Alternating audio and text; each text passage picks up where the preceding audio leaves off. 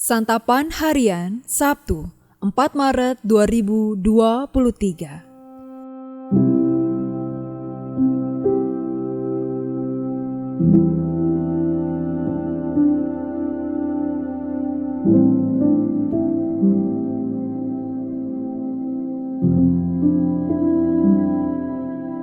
Inilah program Santapan Harian, sebuah program yang mengajak Anda menelusuri isi Alkitab, agar Anda menemukan makna firman Tuhan sesuai dengan konteksnya.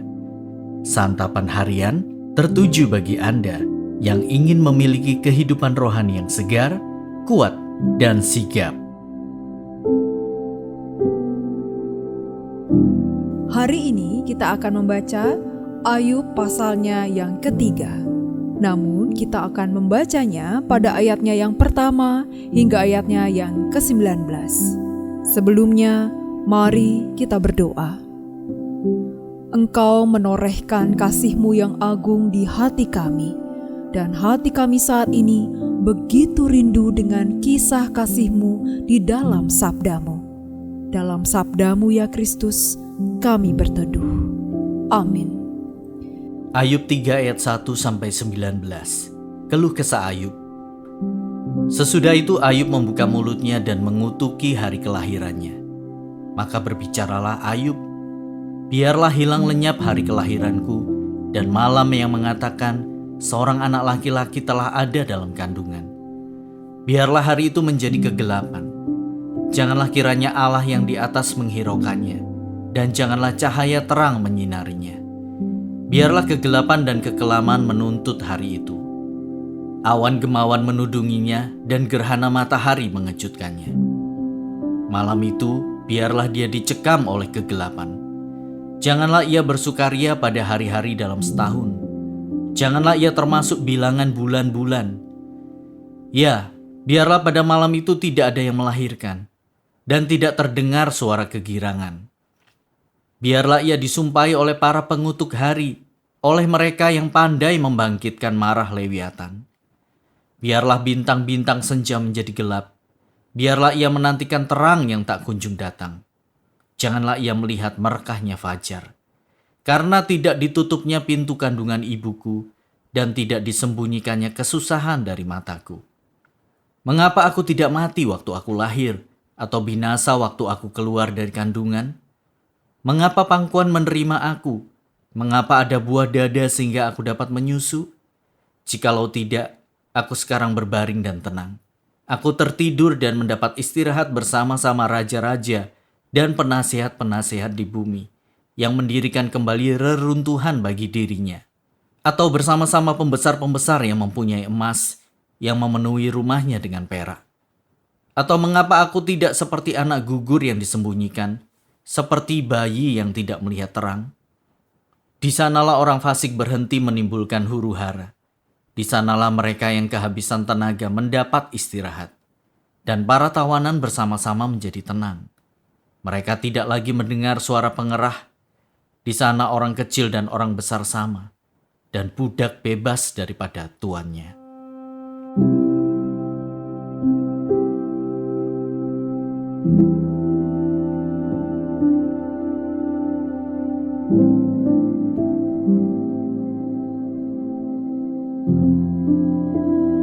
Sahabat Santapan Harian, dalam hidup ini kadangkala kita diperhadapkan pada pilihan, seolah-olah kita berada di sebuah persimpangan jalan.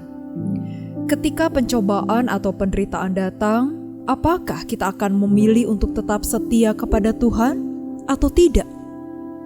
Penderitaan yang bertubi-tubi tidak membuat Ayub memaki atau mengutuki Allah. Namun, ia harus jujur bahwa semuanya itu terlalu sakit dan juga pahit sehingga ia meluapkan keluh kesahnya di dalam pasal ini. Ia mengutuki hari lahirnya dan berharap bahwa ia tidak pernah dilahirkan ke dunia ini. Ia bahkan lebih berharap mati daripada menderita seperti saat itu. Ayub sedang bergumul hebat dengan penderitaan yang dialaminya secara fisik, sosial, maupun rohani. Keluhannya merupakan ungkapan keputusasaan. Penderitaan Ayub sesungguhnya membawa pemahaman yang baru tentang Allah. Konsep-konsep pengertian tentang Allah yang selama ini dipegangnya mulai dirombak. Ia kembali belajar melihat siapa Allah yang ia percaya.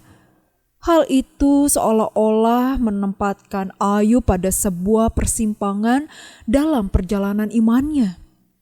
Akankah ia mengutuki Allah lalu meninggalkannya, atau akankah ia tetap percaya dan berharap kepadanya?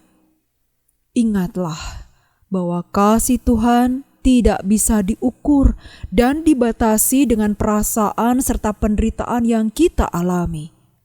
Kebaikan dan pemeliharaan Tuhan tidak bisa diukur dengan konsep kita yang sempit dan tidak sempurna. Ia adalah Tuhan, pencipta dan penguasa seluruh ciptaannya, dan Ia sangat mengasihi kita. Tetapi itu tidak berarti kita akan selalu terhindar dari penderitaan, sebab Ia dapat menggunakan penderitaan untuk menolong kita bertumbuh di dalam iman. Perlu disadari, sesungguhnya tujuan akhir hidup kita bukanlah kesenangan diri ataupun kemudahan hidup, melainkan kemuliaan Tuhan. Sebab itu, ketika penderitaan datang, ingatlah selalu bahwa Allah mengasihi kita dan tidak ada hal apapun yang dapat memisahkan kita dari kasih-Nya. Tetaplah percaya dan setia kepadanya, sehingga nama Tuhan dimuliakan melalui hidup kita. Mari kita berdoa. Tuhan, terkadang hidup ini begitu sulit. Kami tak selalu melihat maksud-Mu di dalam pencobaan yang kami alami. Tolonglah kami untuk mempercayai-Mu dan ajarlah kami untuk menjadi pribadi yang Engkau kehendaki.